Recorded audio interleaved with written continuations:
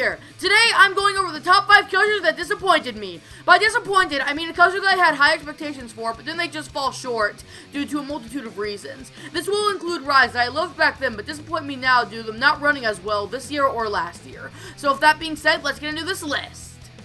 At number 5, we have Superman Ultimate Flight. This coaster was not nearly as good as I remembered when I rode it in 2019. I loved it back in 2017 when I rode it for the first time, but when I rode it again in 2019, I realized that I don't really like the flying position anymore. It feels deeply uncomfortable and just hinders the ride for me personally.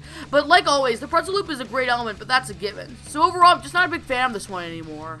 Next up at number 4, we have Max Force. I like this coaster, but I don't find it incredible like I thought I would. The launch was absolutely incredible and made the ride, but the rest was just decent. The first inversion reminds me of Mr. Freeze's inverted top hat mixed with a Cobra roll, but it's not as good. And the only other really great part of the ride is that Heartline roll. But after that Heartline roll comes the final 2 inversions with the dive roll element, where you end your ride on a coaster that could have been a bit longer. This coaster is still good enough to make my top 10, barely, but my expectations were so high that I just couldn't meet them. For my number 3 pick, we have American Thunder. Like Superman Ultimate Flight, this coaster isn't running as good as it should be. Last thing this thing was hauling in, and it was one of its best years in a while, but this year on the other hand, it's running so slow to the point where it's boring and it's barely top 5 in the park. It feels like a wooden mine train with the way it's just crawling through those elements. The off-road footage shows how slowly it's going through those final hills when it usually hauls through them and gives some crazy ejector.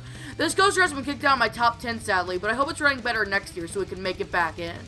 The runner-up for most disappointing on this list is the Raven. I expected an airtime-filled, crazy fun ride and just got a mediocre Woody with some decent laterals in air.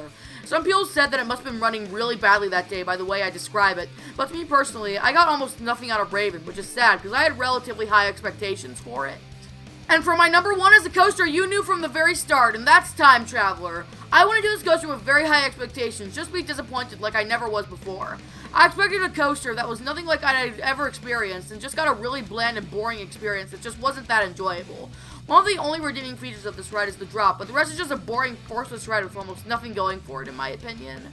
So this was my list of coasters that failed to meet my expectations. I hope you all enjoyed the video, and please subscribe, everybody!